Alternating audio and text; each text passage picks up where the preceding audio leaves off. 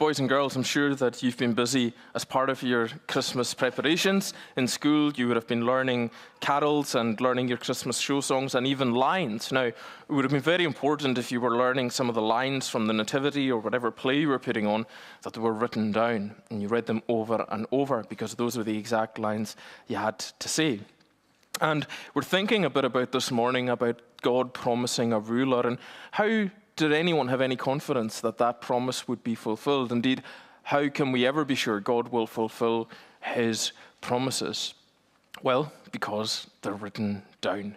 Now, sometimes as grown-ups, if we need to remember something, really remember something, we need to write it down. I've got a big magnetic board in my kitchen, and if it's not written on that, it is probably not going to happen because of the sieve-like nature of my memory and brain, and I'm sure some of you are the same.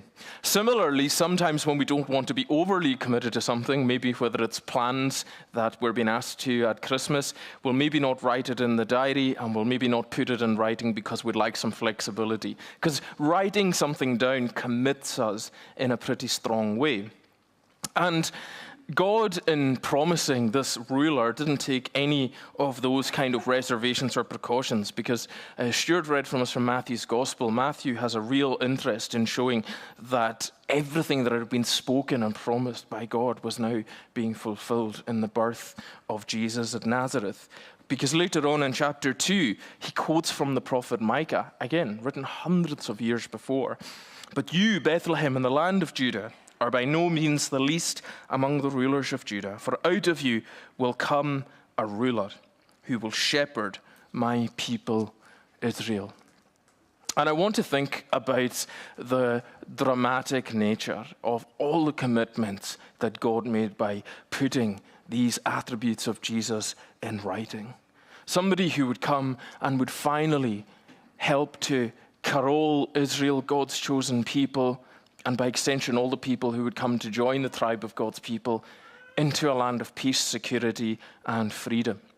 Israel's experience had been going in and out of exile and conquest and failing to keep God's law and paying the price for that. And finally, one would come who would make a way where they would be held in the peace and security of God's bond with them forever.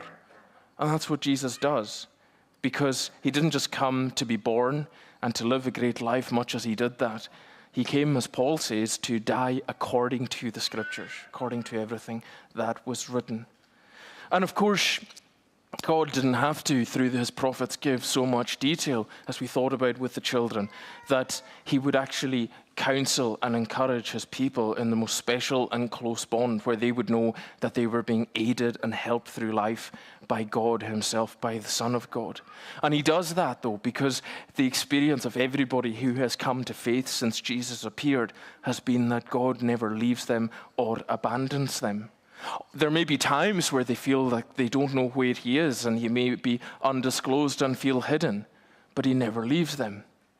There have been times where so many people who've put their faith in God have felt far away and wandered off and got themselves stuck in life, and they've known the power of what it is of Jesus coming and gently restoring and rescuing them. Ultimately, this miracle that happened, a baby being born of a virgin in the most humble and pure circumstances, has transformed into a worldwide movement. We are here today all from different backgrounds. We even have different nationalities represented in our gathering this morning. And that is because ultimately what Finlay read for us, what God promised about Jesus being a light to all the nations of the earth, came through, continued to come through, and is continuing to come through in our own day and age. We are on Christmas Eve today celebrating as part of the worldwide church, where there are corners all over the globe that are lighting up with praise to God and thanking them that Jesus sent his own Son as the Messiah. And so, how do we know that God will keep his promises, whatever he said? Well, he wrote them down. Or more properly, he got his servants and his people to write them down.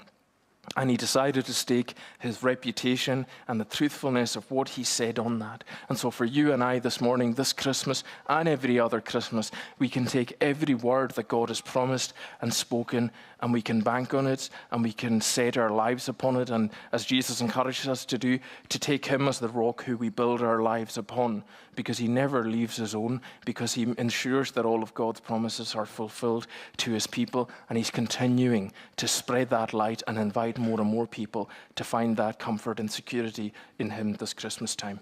Amen.